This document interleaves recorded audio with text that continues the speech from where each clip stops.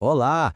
Hoje a gente vai mergulhar numa ideia, assim, muito poderosa de um dos grandes ensaios do século XX, a imaginação liberal de Lionel Trilling, lá de 1950.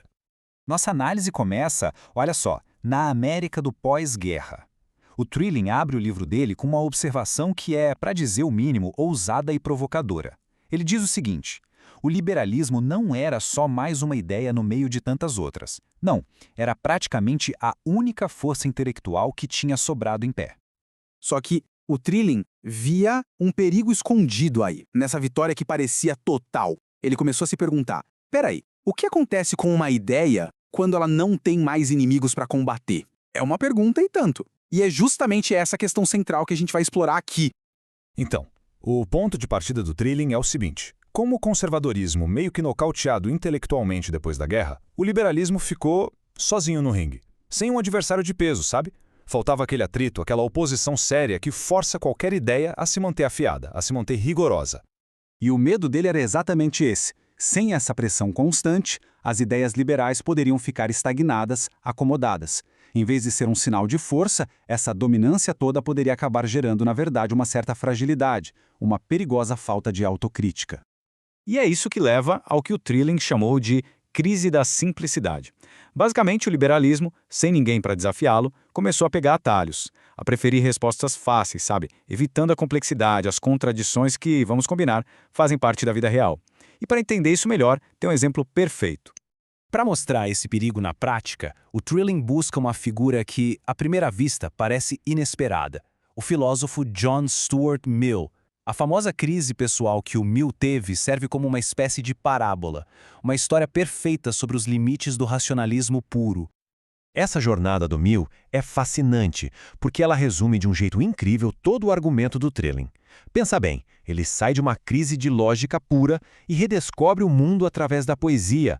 Isso mostra como uma filosofia política que se baseia só em organização e racionalismo corre um risco enorme de esquecer, de negar a importância das emoções e da imaginação. Ok, agora o Trilling leva essa ideia para outro campo para mostrar como essa crise se manifestava. Ele vai analisar a crítica literária da época dele e o alvo principal é um historiador muito influente chamado V.L. Parrington. De acordo com o Trilling, o trabalho do Parrington tinha uma influência gigantesca. O problema é que ele promovia uma ideia de realidade que, olha que irônico, era na verdade hostil ao pensamento complexo, hostil à própria mente. E é aqui que a gente enxerga o X da questão. Os críticos daquele tempo, eles aplaudiam a prosa do Dreiser. Por quê? Porque era real, mesmo sendo meio desajeitada, ao mesmo tempo eles simplesmente descartavam a arte super sofisticada de um autor como Henry James, dizendo que aquilo era distante da vida de verdade. E para o Trilling, o ponto crucial aqui é que isso ia muito além de uma simples questão de gosto literário. Isso, na verdade, refletia um viés cultural muito profundo nos Estados Unidos.